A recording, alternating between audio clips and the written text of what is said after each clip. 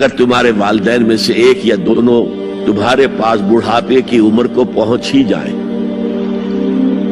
انہیں کبھی اف تک نہ کہنا، دل نہ توڑنا ان کا، چھاتی چوڑی کر کے بات نہ کرنا، ان سے کندھے جھکا کر بات کرنا، ادب سے گفتگو کرنا۔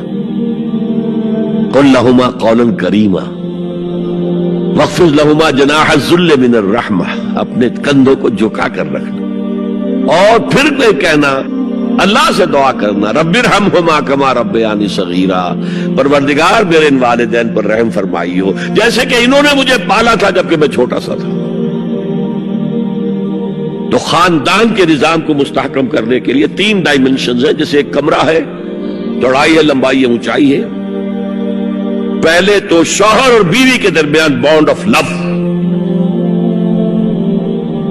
اب یہ شوہر اور بیوی پیرنٹس بن گئے ہیں، والدین بن گئے، اولاد آ گئی۔ سیکنڈ ڈائمنشن ایڈ ہو گئی، ادب، عزت،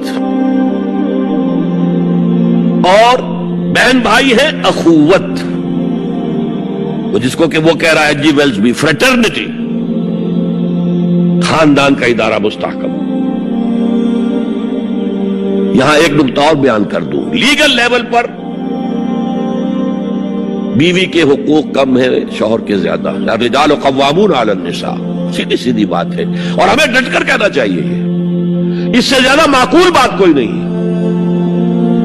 کسی ادارے کے 2 سربراہ برابر کے اختیارات والے نہیں ہو سکتے، لیکن اخلاقی طور پر جو ماں کا حصہ ہے، باپ کا حصہ اس سے 1/3 ہے۔ قرآن مجید میں آیا ہے نا، حملتہ امہ وہنا علی وہن وفصالہ فی عامین ان اشکر لی ولوالدیک، اسے اٹھائے رکھا اس کی ماں نے، لہذا اس کا حق 3 گنا زیادہ ہے باپ سے۔ ایک صحابی حضور سے پوچھتے ہیں، حضور میرے حسن سلوک کا اولین مستحق کون ہے؟ فرمایا تمہاری والدہ۔ پھر پوچھا ان کے بعد کون؟ پھر کہا تمہاری والدہ۔ پھر پوچھا ان کے بعد کون؟ پھر کہا تمہاری والدہ۔